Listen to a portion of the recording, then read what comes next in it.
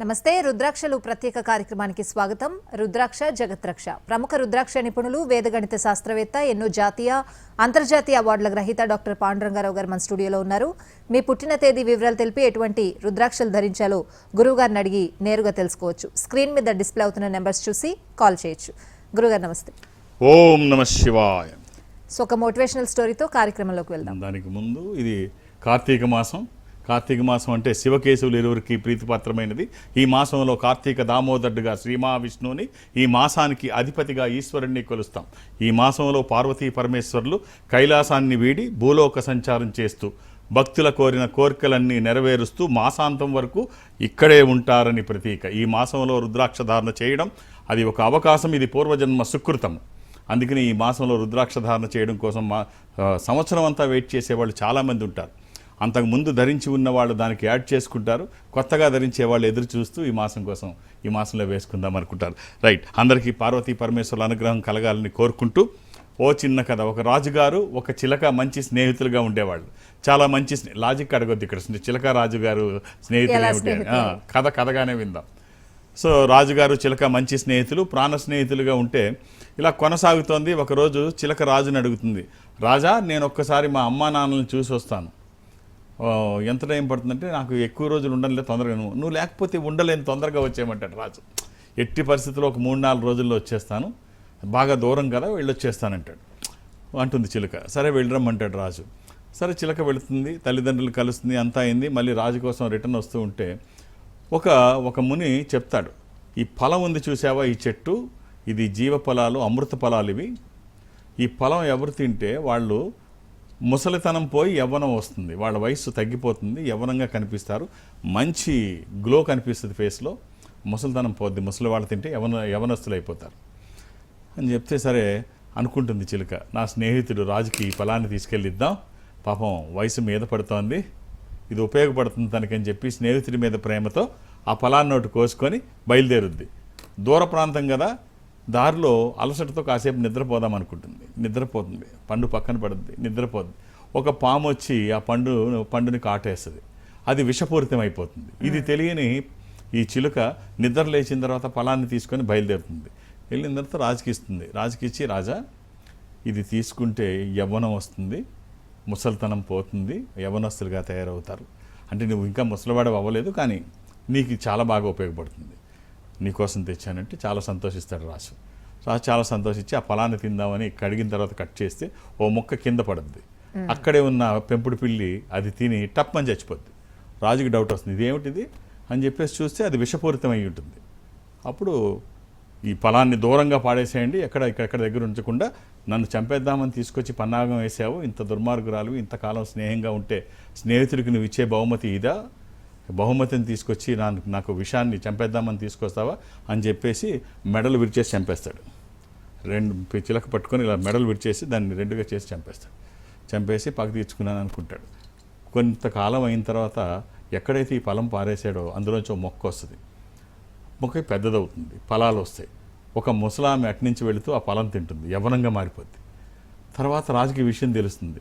తెలిసిన తర్వాత జరిగిన విషయం తెలుసుకొని చాలా బాధపడతాడు. ఈ కథ మనకి ఏం తెలియచేస్తుందంటే, మన స్నేహంలో కానీ బంధుత్వంలో కానీ రిలేషన్స్లో ఎక్కడైనా చిన్న చిన్న విషయాలు తెలిసి తెలియకుండా నిర్ణయాలు తీసుకొని జీవితాంతం బాధపడకండి.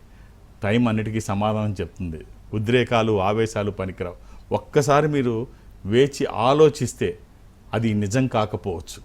ఇప్పుడు నిన్న ఆ యాక్సిడెంట్ ఏదో జరిగింది, అతన్ని గుద్దడం వల్ల జరిగింది అనుకున్నారు, కాదు, అతను 13 నిమిషాల ముందే చనిపోయాడు, ఆ చీకట్లో కనబడే. సో చిన్న చిన్న విషయాలు అలాగే జీవితంలో కూడా మనం అనుకుంటాం, అది నిజం కాకపోవచ్చు. నిదానిస్తే అన్ని వెలుగులోకి వస్తాయి. తొందరపాటు ఎప్పుడు ప్రమాదమే. ఆల్రైట్ గురుగారు, కాలర్ వెయిట్ చేస్తున్నారు. హిమజ గారు వరంగల్ నుంచి. హిమజ గారు నమస్తే. నమస్తే అండి. ఓం నమ శివాయ గురుగారు. శివాయ నమః. అమ్మ, మీకు మీ కుటుంబ సభ్యులకి కార్తీక మాస శుభాకాంక్షలు. Date of birth? Thank you అండి. మీకు 11th సెప్టెంబర్ 1992. 11th September 1992. ఇది మా బావగారిది. మేము కరోనా అమ్మా, ఇది శుక్రవారము వచ్చాము, అప్పుడు రుద్రాక్ష తీసుకున్నాము ఆల్రెడీ. నా ఇది చతుర్దశి శుక్లపక్షము. అమ్మ చెప్పండి. చాలా బాగుంది గురుగారు. ఇప్పుడు మా బావగారి గురించి తను రుద్రాక్ష చాలా బాగుంటుందమ్మా. ఇది చతుర్దశి శుక్లపక్షము, పౌర్ణమి పున్నమి ముందు రోజు. ఇది శతభిష నక్షత్రము, కుంభరాశి, ఇది శుక్రవారం. రైట్ అమ్మ, ఒక్క రుద్రాక్ష చెప్తాను, వీలైతే వేసి చూడండి. త్రయోదశముఖి రుద్రాక్ష. ఇది ఇంద్ర రుద్రాక్ష, రూలింగ్ రుద్రాక్ష, కమాండింగ్ రుద్రాక్ష. అనుకున్నది సాధించడానికి, సంకల్పం సిద్ధించడానికి, కోర్కెల సాఫల్యం కోసం, జాతకపరంగా అవసరమైంది కూడా త్రయోదశి. ఇది కుదరకపోతే నవముఖి, అమ్మవారి స్వరూపం, విజయాలు చేకూర్చి దోషాలు నివారించేది. ఈ రెండిట్లో ఏదైనా ఒకటి అంటే మనం చేస్తున్న పనికి ఒక దైవికమైన సహకారం తీసుకుంటే, అంటే ఏదైనా పని చేస్తే మన సామర్థ్యానికి తగ్గ ఫలితం వస్తుంది. ఎవరి సహకారం అన్నా తీసుకుంటే ఆ ఫలితం మెరుగైంది వస్తుంది. అదే దైవికమైన సహకారం తీసుకుంటే ఇంకా గొప్పగా ఉంటుంది. అందులో ఈ కార్తీకంలో రుద్రాక్ష ధారణ ద్విగుణీకృతం, అంటే రెండింతల ఫలితము, దశింతల ఫలితం వస్తుందని చెప్పేసి అంటారు. ఇది నిజంగా ఇది ఒక అవకాశం. All the best. ఎలాంటి నియమాలు లేవు, ఎప్పుడూ వేసుకోవచ్చు. నెక్స్ట్ కాలర్ ఉన్నారు గురువుగారు, విశాఖ నుంచి వెంకట సూర్యమూర్తి గారు. నమస్తే అండి. నమస్తే అమ్మా. మాట్లాడండి గురువు గారితో. మూర్తి గారు, గురుగారు నమస్తే సార్. ఓం నమ శివాయ. మీకు మీ కుటుంబ సభ్యులకు కార్తీక మాస శుభాకాంక్షలు. Sir date of birth sir date of birth 24/5/1970 sir. 24/5/1970 అండి. సార్ ఏం చేస్తున్నారు మూర్తి గారు? నేను ప్రైవేట్ కంపెనీలో జాబ్ చేస్తున్నానండి. ఆదివారం పుట్టినట్టు తెలుసా అండి? ఆదివారం అండి సార్. ప్రైవేట్ కంపెనీ అంటే మహామారుతి లాజిస్టిక్స్ ప్రైవేట్ లిమిటెడ్. లాజిస్టిక్స్లోనా? ఇది చతుర్థి కృష్ణపక్షము, బహుళ చవితి. ఆ రోజు అది సంకటహర చతుర్థి. Okay sir. ఇది మకర రాశి, నక్షత్రం ధనిష్ట. పిల్లలు ఎంతమంది సార్? పిల్లలు ఒక ఆడపిల్ల సార్. రైట్. అమ్మాయి అంటే స్థిరపడ్డారా పిల్లలు? సార్ మ్యారేజ్ అయిందండి అమ్మాయిది? అమ్మాయి మ్యారేజ్ అవ్వలేదండి, 11 years అండి. ఇప్పుడు చిన్న ఓహో, చాలా లేటుగా పుట్టిందనమాట అమ్మాయి. రైట్ అండి. ఒక చిన్న కాంబినేషన్ మీకు ఉపయోగపడేది చెప్తాను. ఒక 7 ముఖాలు 10 ముఖాలు ఏకముఖి. 7 ముఖాలు లక్ష్మీ స్వరూపము, శని దోషములకి కూడా మంచిది.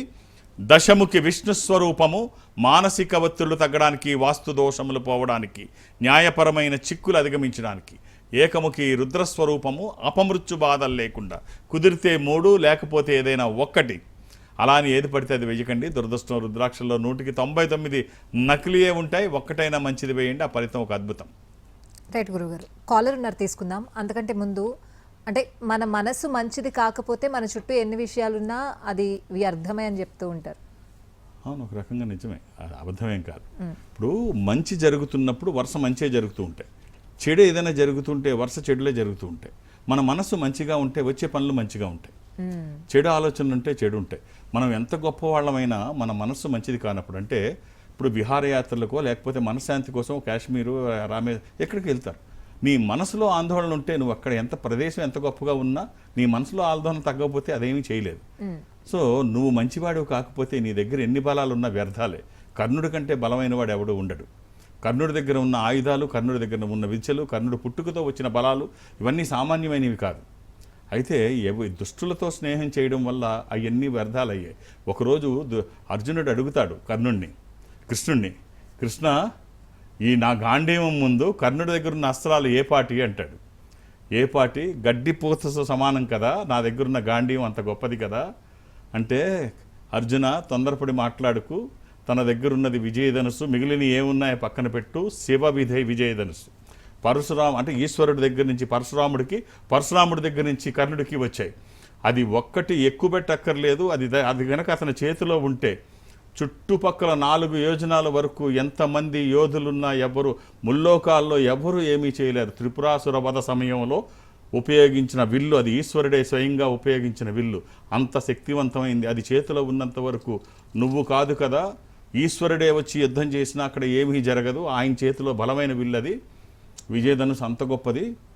కాబట్టి దాని గురించి తక్కువగా మాట్లాడకు అని చెప్పి, అంటే తర్వాత అంటాడు కృష్ణుడు ఒక మాట అంటాడు, కాబట్టి నేను ఏది చెప్తానో అది పాటించు, ఇందులో ధర్మం అధర్మం అన్న ప్రశ్నలు వెయ్యకు, నేను చెప్పింది ఆలోచించకుండా వేగంగా నిర్ణయం తీసేసుకోమంటాడు.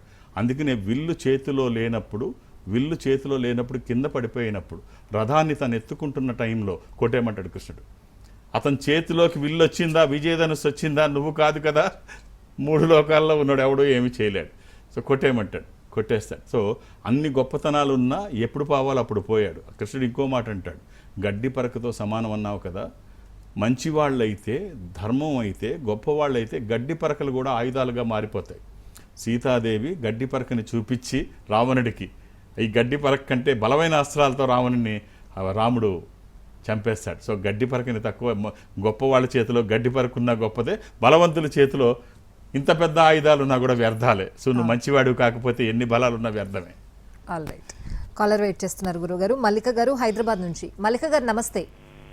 నమస్కారం అండి. మాట్లాడండి గురు. అమ్మా ఓం నమ శివాయ్. ఓం నమ శివాయ. నీకు మీ కుటుంబ సభ్యులందరికీ నేను మీ దగ్గరికి కార్తీక మాస వచ్చాను. శుభాకాంక్షలు. అమ్మా డేట్ ఆఫ్ బర్త్ 23/7/1993. 1993 అమ్మా. అవును గురుగారు, నేను మిమ్మల్ని కలిసాను గురుగారు. నాకు బిజినెస్ పెట్టుకున్నప్పుడు ఎంత లాస్ లో శుక్రవారం. ఉన్నానో మళ్ళీ మీ దగ్గరకు వచ్చి రుద్రాక్ష తీసుకున్న తర్వాత ధరించినాక ఆ సక్సెస్ ని నేను చాలా బాగుంది. యా, ఇది పంచమి శుక్లపక్షము శుద్ధ పంచమి శుక్రవారము. ఇది పుబ్బా నక్షత్రము, పూర్వ పాల్గొని, సింహరాశి. ఒక్క రుద్రాక్షమ్మ. ద్వాదశముఖి రుద్రాక్ష కానీ అష్టముఖి రుద్రాక్ష కానీ. ద్వాదశముఖి రుద్రాక్ష ద్వాదశ ఆదిత్య స్వరూపము, అంటే సూర్యస్వరూపం. ఉన్నతమైన స్థితి కోసము, అనారోగ్య సమస్యలు లేకుండా బ్రైట్ ఫ్యూచర్ కోసం. అది కుదరకపోతే అష్టముఖి గణపతి స్వరూపము, ఆటంకాలు లేకుండా ముందుకు వెళ్ళడానికి. ఏది వీలైతే అది రెండిట్లో రుద్రాక్ష చాలా గొప్ప ఫలితాన్ని అయితే ఇస్తుంది. మన చుట్టూ ఎన్ని సంపదలు ఉన్నా ఏ సంపద ఏ మేరకు ఉపయోగపడుతుందో తెలియదు, కానీ ఈ ధార్మికమైన సంపద వచ్చిన తర్వాత ఈశ్వరుడే రుద్రాక్ష రూపంలో గుండెల మీద నడయాడుతూ ఉంటే వ్యతిరేక శక్తులు దరిదాపులకి రావు, విజయాలన్నీ మన పక్కనే ఉంటాయి. అందుకనే ప్రపంచంలో ఎక్కడైనా ఈ ధర్మాన్ని సాంప్రదాయాన్ని నమ్మి ఆచరించిన వాళ్ళు ఆ యజమాని మెడలో అయినా రుద్రాక్ష ఉండి తీరాలి, లేకపోతే ఆ ఇంటి పూజా మందిరంలో అయినా ఉండి ఉంటుంది. మీరు చెక్ చేసుకుంటే రుద్రాక్ష అంత శక్తివంతమైంది. అలాంటి గురుగారు. కాలర్ వెయిట్ చేస్తున్నారు హైదరాబాద్ నుంచి పవన్ గారు. నమస్తే అండి. నమస్తే అండి. పవన్ గారు కొంచెం గట్టిగా మాట్లాడండి, గురుగారితో మాట్లాడండి. నమస్తే గురువు గారు. ఓం నమ శివాయ. పవన్ హైదరాబాద్ నుంచి చెప్పండి. కార్తీక మాస శుభాకాంక్షలు. రైట్, మీకు కూడా అండి. Thank you. Date of birth వచ్చి 28 నవంబర్ 1983. 1983 అండి. అవును సార్. మీదేనా ఇది? నాదే. సోమవారం పుట్టినట్టు తెలుసా అండి? తెలుసు సార్. ఎంతమంది పిల్లలు? నాకు ముగ్గురండి. ఒక పాప, 2 బాబులు, ట్విన్స్ వాళ్ళు. ఇది అష్టమి, కృష్ణపక్షము, బహుళ అష్టమి.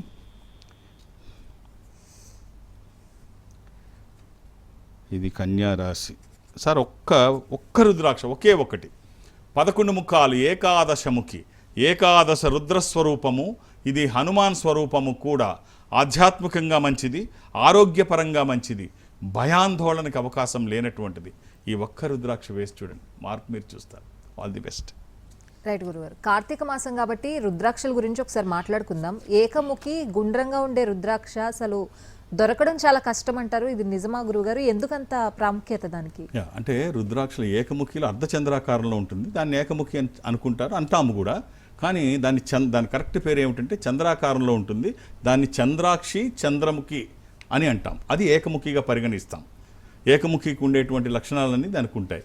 అంటే రంధ్రం ఉండదు, మనం రంధ్రం చేయము, అదే భిన్నం కాదు. ఇక గుండ్రంగా ఉండే ఏకముఖి అది ఒక డిఫరెంట్గా ఉంటుంది, అది దొరకదు. రేరెస్ట్ ఆఫ్ ది రేర్ అంటారు. ఇది ఎక్కడ ఉంటే అక్కడ దాని గురించి ఇక అంటే రకరకాల కథలు వింటుంటాం, అది దొరకదని. 3 పుడతాయి సృష్టిలో, ఒకటి ఆకాశంలోకి వెళ్ళిపోద్ది, భూమిలోకి వెళ్ళిపోద్ది, ఒకటి. ఇవన్నీ నిజం కాదు, కానీ రేరుగా దొరుకుతాయి. అది ఎక్కడ ఉంటే అక్కడ. అంటే దాని గొప్పతనం, ఒక చిన్న సంఘటన చెప్తాను. నాకు స్వర్గీయ లాల్ బహదూర్ శాస్త్రి గారి పెద్ద అబ్బాయి అనిల్ శాస్త్రి, రెండో అబ్బాయి సునీల్ శాస్త్రి, నా నెట్లో చూస్తే వాళ్ళ ఫొటోస్తో మా కార్యక్రమాలు ఉంటాయి. మరి చాలాసార్లు వేశారు కూడా. మన దీంట్లోకి వెళ్తే, మా వెబ్సైట్లోకి వెళ్ళినా కనిపిస్తాయి. సునీల్ శాస్త్రి గారు నాకు రెండో అబ్బాయి, దుబాయ్ షేక్ని పరిచయం చేసింది ఆయనే. షేక్తో నాకు అవార్డు సునీల్ శాస్త్రి గారి ద్వారానే వచ్చింది, రెండో అబ్బాయి. అనిల్ శాస్త్రి పెద్ద అబ్బాయి, ఇప్పుడు ఆయన ఆల్ ఇండియా కాంగ్రెస్ కమిటీకి మెంబర్గా ఉంటారు. ఆయన హైదరాబాద్ వస్తే మా ఇంటికే వస్తారు. సో ఆయన రుద్రాక్షల గురించి మీకు తెలియని ఒక సంఘటన నేను చెప్పనా పాండురంగారావుని అడిగారు. నాకు బాగా నేను దగ్గరుండి గమనించిన సంగతి మీకు కూడా తెలియంది, ఒక అనుభవం చెప్పనా అంటే చెప్పండి. అన్నీ మనకు తెలియాలని ఏముంది, చెప్పండి అంటే ఆయన చెప్పారు. శ్రీమతి ఇందిరాగాంధీ గారు జవహర్లాల్ నెహ్రూ గారు డాక్టర్గా ఉన్నప్పుడు జవహర్లాల్ నెహ్రూ కూతురే. తర్వాత ఆయన నేపాల్ రాజు బీరేంద్ర చేతుల మీదుగా ఏకముఖి గుండ్రటి రుద్రాక్ష ఆమె చేతుల మీద ఆమెకి వచ్చిన తర్వాత, అప్పుడు దాకా ఉన్న ఆమె అది వచ్చిన తర్వాత ఆమె డైనమిజం ప్రపంచం చూసింది. ఆఖరి రోజుల్లో ఆమె దగ్గర ఆ రుద్రాక్ష లేదు, ఆమె చనిపోయినప్పుడు అది దొరకలేదు. దానికోసం చాలా అన్వేషణ చేశారు, దొరకలేదు. ఆఖరి రోజుల్లో లేదు. ఒక సామాన్య మహిళ ఎలా చనిపోతుందో అలాగే చనిపోయింది. అది ఉన్నంతసేపు మాత్రం ఆ డైనమిజం ప్రపంచం చూసింది. ఇది మేము దగ్గరుండి గమనించిన విషయం. ఇది లేదు, అది ఉన్నప్పుడు ఇలా ఉండేవాడని నేను దగ్గరగా ఉండి గమనించిన సంఘటన అని చెప్పారు. నిజంగా అంతే కదా, మనం అసలు ఆలోచించాం. ఇప్పుడు అది రౌండ్ వన్ముఖి ఎవరి దగ్గర ఉంటే, అది నిజమైన ఒరిజినల్ ఉంటే అలాగే ఉంటుంది. అది ఉన్నవాళ్ళు ఒక్కసారి మనం చూస్తే, అంటే ఇప్పుడు కూడా పక్కన తమిళ్ హీరో గారు మన రజనీకాంత్, ఆయన చుట్టూ ఎంతమంది హీరోలు ఉన్నా ఆయనే ఎంతమంది స్టార్లు ఉన్నా ఆయనే సూపర్ స్టార్. ఇప్పటికీ ఒక నల్లటి దారంలో వేసుకుంటారు. అది ఎప్పుడు ఆయన దగ్గర ఉంటుంది. అది ఆయన చుట్టూ ఎంతమంది స్టార్లు ఉన్నా ఆయనే సూపర్ స్టార్. 1992కి ముందు, వరల్డ్ కప్కి ముందు సునీల్ గవాస్కర్ మనం నెట్లో చూస్తే కనుక ఆయన వేసుకున్నారు. ఆయనతో పాటు క్రికెట్ ఆడిన వాళ్ళందరినీ మనం మర్చిపోయి ఉండవచ్చు.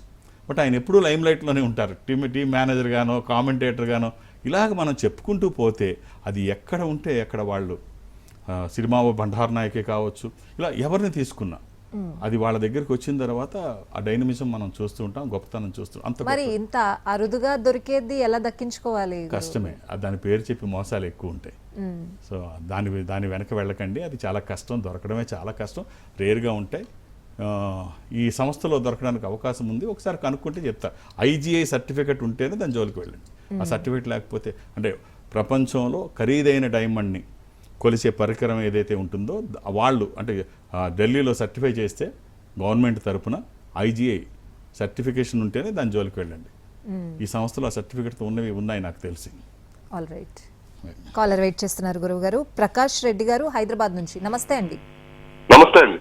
మాట్లాడండి గురుగారు. నమస్కారం అండి. ఓం నమ శివాయ అండి, ఎలా ఉన్నారు? బాగున్నానండి. ఓం నమ శివాయ. శివాయ నమః. కార్తీక మాస శుభాకాంక్షలు అండి. అలాగే మీకు కూడా అండి. కార్తీక మాస శుభాకాంక్షలు. Thank you. Date of birth ఇస్తారా? 24/5 24/5 1978. 1978 అండి. అవునండి. ఏం చేస్తున్నారు సార్? నేను ఫార్మా కంపెనీలో జాబ్ చేస్తానండి. బుధవారం పుట్టినట్టు తెలుసా అండి? అవునండి. సార్ పిల్లలు ఎంతమంది? 2 మగపిల్లలు. ఇది తదియ క్యాలెండర్లో తదియ చూపిస్తుంది. మీరు పుట్టినప్పటికి చతుర్థి కృష్ణపక్షము, మకర రాశి. సార్ ఒక్క రుద్రాక్ష అండి, ఒక షణ్ముఖి, ఇది మామూలు రుద్రాక్ష అండి. ఒక్క 40 రోజులు మీ కుడి చేతి మణికట్టుకి కట్టండి, తర్వాత తీసండి, అంటే మండలకాలం తీసి అది పూజలో పెట్టేసేయండి. కార్తీక మాసం తర్వాత ఒక వారం రోజులు 10 రోజులు ఉంచండి, కార్తీక మాసంలో వేసుకోండి. ఈ షణ్ముఖి రుద్రాక్ష 6 ముఖాలు కొలిగింది. ఇది ఏమి ధర ఏమి ఉండదు, ఓ మామూలు రుద్రాక్ష, నెగ్లిజిబుల్ ప్రైస్ ఉంటుంది. ఇది వేసి తర్వాత తీసేయండి, చాలా బాగుంటుంది. తర్వాత మెడలో వేసుకోవడానికి ఒక త్రయోదశముఖి రుద్రాక్ష కానీ ద్వాదశముఖి రుద్రాక్ష కానీ రెండిట్లో ఏదైనా ఒక్కటి, అది ఇంద్ర రుద్రాక్ష, రూలింగ్ రుద్రాక్ష, కమాండింగ్ రుద్రాక్ష, అనుకున్నది సాధించడానికి, సంకల్పం సిద్ధించడానికి, కోరికల సాఫల్యం కోసం జాతకపరంగా అవసరమైంది కూడా త్రయోదశి, అది కుదరకపోతే ద్వాదశి. ఇక ఎప్పటికైనా మీ జాతకానికి చతుర్దశముఖి, ఇది రుద్రనేత్ర స్వరూపము, స్వామివారి 3వ నేత్రము. శత్రుభయాలు లేకుండా, గ్రహపరమైన దోషాలు లేకుండా, అపమృత్యు బాధలు లేకుండా, దీనికి అధిపతి శని, అంటే మీ జాతకానికి సంబంధించింది. జాతకం చాలా బాగుందండి, ఆల్ ది బెస్ట్. ఏది వీలైతే అలా వేసుకోండి. షణ్ముఖి మాత్రం ఒక 40 డేస్ వేసుకోవడానికి ట్రై చేయండి. రైట్ గురుగారు, కాలర్ వెయిట్ చేస్తున్నారు. అంతకంటే ముందు, ఇది కార్తీక మాసం కనుక అవగాహన ఉన్నా లేకపోయినా చాలా మంది రుద్రాక్షలు వేసుకోవాలి అని అనుకుంటూ ఉంటారు.